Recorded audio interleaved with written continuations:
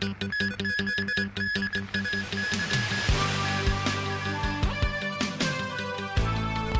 CE calls housing a major issue ahead of his policy address.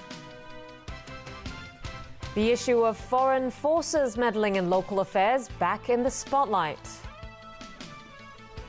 And the satirical magazine At the Heart of Terror Attacks in Paris will feature the Prophet Muhammad again.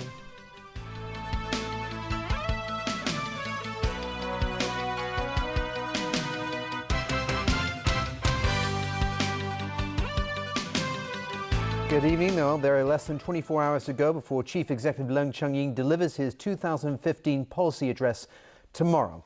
And today he stressed that housing will be a major priority and the government will adopt a multi-pronged approach to increase the supply of subsidised housing for sale. Rani Samtani has more. Speaking before the Executive Council meeting this morning, Chief Executive Leung Chun-ying noted the difficulties that local residents face in trying to buy a flat in Hong Kong. He said boosting housing supply will be the government's top priority.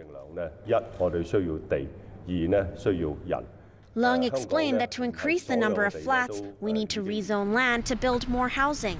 And to do that, we need more construction workers, he said. As rezoning land and increasing the supply of workers are controversial topics, Leung said the government will need the public's support. Meanwhile, because of the large number of applications for Home Ownership Scheme or HOS flats, the deadline yesterday was extended by half an hour to 7:30 p.m. The Housing Authority's Customer Service Centre in Lok Fu reported receiving more than 50,000 white form applications yesterday.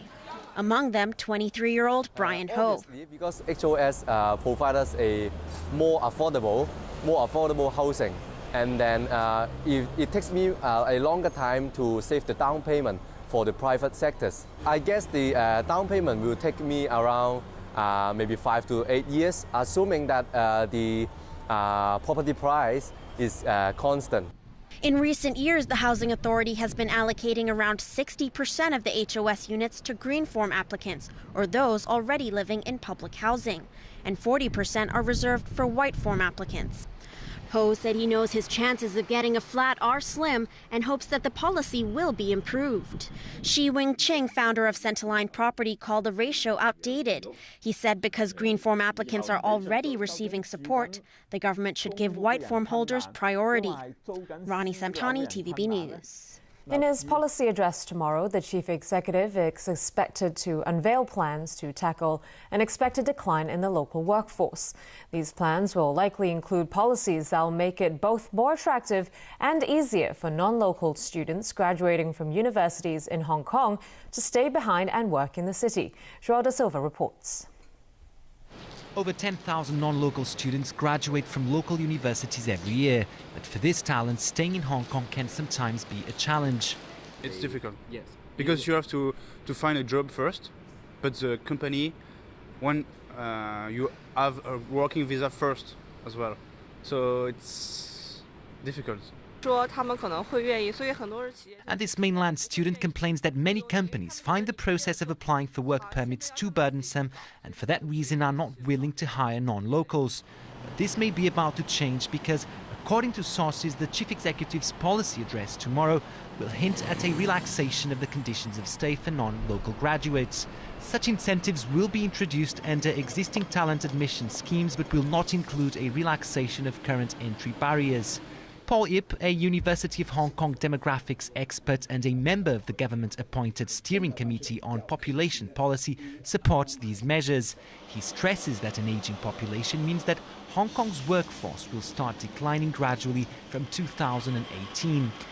Ip also notes that local workers will not be affected by such measures. He thinks the general public should be aware that without more foreign manpower, especially in the construction and elderly care sectors, the public will end up bearing the brunt of increased labour costs.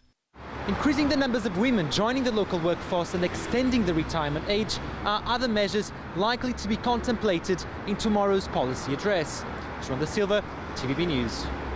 The chief executive will start delivering his policy address at 11 o'clock tomorrow morning. The speech will be broadcast live on TVB Pearl. The issue of foreign forces meddling in Hong Kong politics is once again in the spotlight, this time with more clues, but no evidence just yet. This as reports published in pro-Beijing newspapers today cited Chief Executive Leung Chun-ying's determination to look into the foreign forces behind the massive Occupy movement. Leung Chun-ying was quoted from a speech he made at former National People's Congress deputy Ng Hongman's book launch yesterday. The CE called the Occupy protests an illegal movement that posed a huge challenge for the Hong Kong government, stressing the importance of analysing the forces behind the movement. Leung cited earlier media reports about Occupy organiser Benny Tai receiving anonymous donations. He said the cheques Tai received were sent from the Kwun Tong branch of HSBC, the same as the donations given to opposition political parties and politicians by former Nix Media chairman Jimmy Lai. Leung was quoted as saying this can be seen as clues that reveal the network of connections in the political ecology. He added that the government has a responsibility to probe into issues involving unlawful activities. The newspapers reported that Leung also insisted the Occupy movement showed clues of influence from foreign forces. That includes foreign forces doing things in the name of their country, their government departments, non-governmental organizations, and in personal capacities. This morning, reporters asked the chief executive about these clues. Leung said the persons involved with the leaked documents about the donations have not denied the authenticity of such documents.